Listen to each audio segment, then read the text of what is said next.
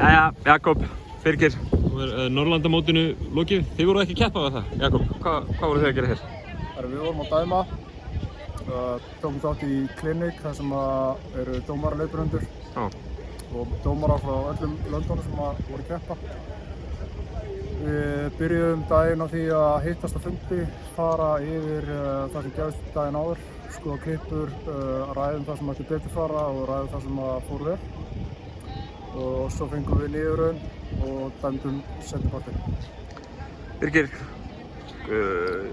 veit ég, Jakob, þetta er í þriðja skipti sem hann kemur á Norðurlandamóti í svona klíník. Hvernig var reynslan svona fyrir nýliðan að mæta? Þetta var bara virkilega frábært og gaman að vera hérna og mikið sem er að læra bara sem að vissi ekki og gott að fá svona gott feedback eftir hvern einasta leik til þess að bara bæta leikinn sinn og vera betri dómari. Hvað hafið þið verið að dæma lengi? Ég hef búin að dæma í 15 ár, ég hef byrjað 16 tímabilið mitt. Og ég er að taka núna 4. árið. Já. Byrja 4. árið á mér. Er mikilvægt að taka svona klíník eða, þú veist, hvernig er ástandið hjá okkur á Íslandi? Takið ekki svona, er ekki yfirferðið yfir leiki líka og fleiri þar? Við tökum alltaf haustfund á haustinn og svo er oftast líka í janúar einhvers konar fundur þar sem við erum að fara yfir og áherslur annað og svo fyrir úrslitakeppnina. En það sem þetta gefur er svona dýpri pælingar bæði í mekaník og svona fyrir okkur sjálfa til þess að hugsa í næstu leikjum og yfir allt tímabilið hvað við getum bætt og hvernig við getum orðið betri dómarar. Hvað Birgir, hvað varst þú helst að fara yfir? Það var aðalega verið að skoða staðsetningar og svona body language, hvernig við erum inn á vellinum. En það var bara að vera að implementa á svo mörgu, bara til að bæta leikinn. Já. Jakob, hvað? Sama á Birgir að segja með staðsetningarnar, það skipta langt mestu máli því að ef við erum á réttum stað og sjáum atvikinn frá upphæð til enda, þá eru miklu meiri líkur að við tökum réttar ákvarðanir og það er náttúrulega það sem skiptir öllu máli í leiknum. Svo er eins og fíntúns með hvernig við sýnum merkin og hvernig við bara yfir höfuð erum inn á vellinu. Hversu mikilvægt er að fá svona, ég meina þetta er náttúrulega frekar intensiv, svona búðir. Hversu mikilvægt er fyrir ykkur sem dómar að fá svona viku?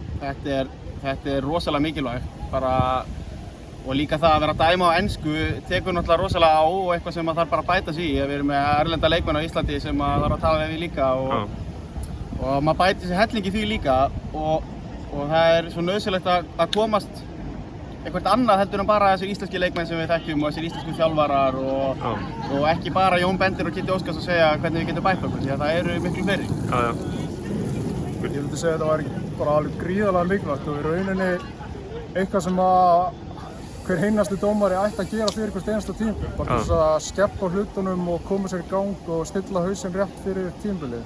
Þannig að ég myndi hvetja alla starfandi dómara og nýliða til þess að taka þátt í svona verkefni ef það stendur til boða.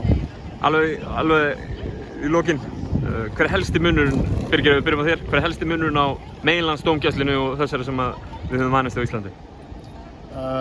Mér finnst eins og erlendis séu dómgæslan aðeins rólegri. Miklu meira að vera að einblína það að halda ró yfir leikinn á meðan að leikurinn er svo hraður á Íslandi og við þurfum alltaf að halda í tempó og vera svolítið svona hraðir bara og svo bara, það er svona helst í. Jakob, þú mátt ekki nefna hraðana því að Birgir nefndi hann. Hver er helsti munurinn á dómgæslunni hérna á þessu? Það sem að ég hugsa mest fyrir mig og breytingarna sem ég ætti að reyna að gera til dæmis í vetur, það er að vera aðeins meira sjarp, að hreinsa upp allan óþarfa, fara svolítið meira eftir því sem að FIBA leggur til og reyna að vera svolítið meira prófheldi bara. Og það er svolítið standardi sem þetta mót setur fyrir mann að hugsa aðeins, við hugsum stundum þetta er Ísland, við erum svo lítil að má alveg bara gera einhvern veginn eins og við gerum alltaf. Við þurfum að hækka standardinn og gera eins og allir hinir eru að gera. Og vera svolítið bara meira próf. Þau segja að það væri svona punkturinn. Hækka rána? Já.